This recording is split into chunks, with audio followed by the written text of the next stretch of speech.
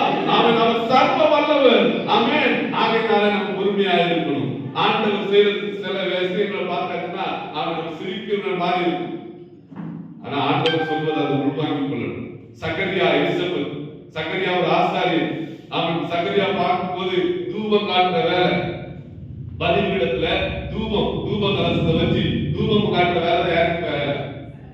சகரியாவுடைய வேலை.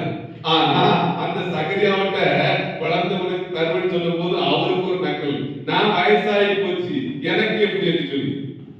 அப்பதான் சொன்னாரு, சகரியாவே நான் உனக்கு குழந்தை தருவேன், ஏன்னா நீ எனக்கு ஆராதனை செய்யறப்பா. ஆமா, நீ ஆசாரி வேலை செய்யற. ஆமா, பொண்ண சொன்னா அது என்ன சொல்றது மாதிரிதான். அல்லேலூயா. ஆமா, ஊருக்கெல்லாம் உபதேசம் பண்றாரு. பாதரமா சொல்றது மாதிரி ஊருக்கெல்லாம் ஜெபம் பண்றீங்க, ஆனா உங்களுக்கு குழந்தை. அது போல நீ ஊருக்கெல்லாம் ஆசீர்வாதம் வழங்குறே, ஆனா உனக்கு இல்ல குழந்தைகள் சொல்லுவாங்க. ஒன்ன மாத்திரம் இல்ல, என் மூலமா ஏன் நாம என்ன செய்யப்படும்? தூசிக்கப்படும் என்று சொல்லி. ஆனா ஒரு கண்டிஷன், நீ சந்தேகப்பட்டதுனால, நீ முறுமுறுத்ததுனால உன் வாய் அடைக்கப்படும்.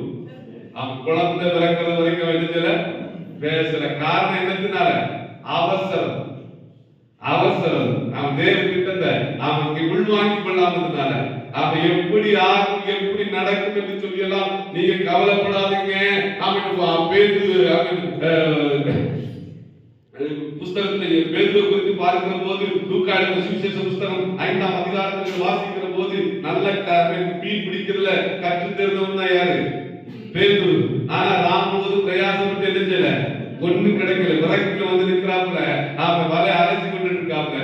அப்பதான் சொல்றாரு, பேதுருவே அவன் கடல்ல போய் போட்டுட்டு அவன் சொல்றதான வார்த்தை, ஐயோ நான் ராமுவது பிரயாசப்பட்டுட்டேன், எனக்கு இருக்கிற எல்லா யுக்திகளையும் கையாண்டு பார்த்துட்டேன், எனக்கு எங்க வர போட்டா எங்க மீது கிடைக்கும்னு தெரியும், ஆனா ஒண்ணு கிடைக்கல. ஆனாலும் உங்களுடைய வார்த்தைப்படி செய்கிறேன். அல்லேலூயா. ஒருவேளை நீங்க கண்ணீர் வடித்துக் கொண்டிருக்கிறீர்களா? அவன் இது நடக்குமா நடக்காதா அப்படின்னு சொல்லி பேதுரு சொன்னாரு.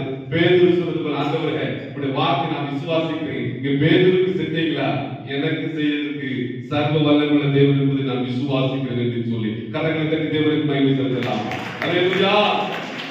ஏன்னா நான் நீங்கள் ஆராதிக்கிற தேவன் அவர் சகலத்தையும் உண்டாக்கிற தேவன், செங்கடலையே இரண்டாய் பிளந்த தேவன். அவன் வனாந்தரத்திலே அவன் நீரூற்றை உண்டு பண்ணின தேவன். தன்னுடைய ஜனங்கள் பசிக்காக கதறின போது மன்னாவை கொடுத்த தேவன், காளையை கொடுத்த தேவன். ஏன்? ஒரு எலியாவுக்கு காகத்தை கொண்டே செஞ்சார். அவன் எங்கேயுமே சரித்திரம் கிடையாது. காகமானது பித்து கொண்டு தான் திருட்டு தான் சாப்பிடுது. ஆனா காகத்தை கொண்டு கோசிக்க வச்சார்னா அவர் பெரியவர். அல்லேலூயா. ஏன்? அவன் சொல்ற எங்கேயுமே